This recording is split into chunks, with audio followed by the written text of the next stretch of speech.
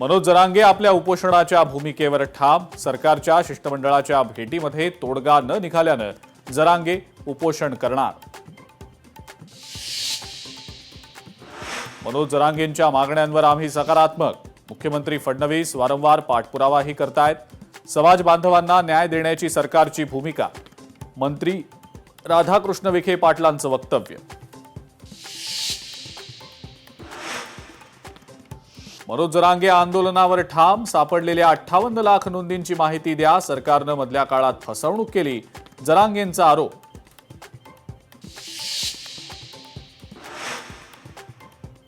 सुनील तटकरेंची मुलासाठी मोर्चे बांधणी. विधान परिषदेच्या जागा वाटपाआधीच रविवारी सुतारवाडीत बोलावली महत्वाची बैठक.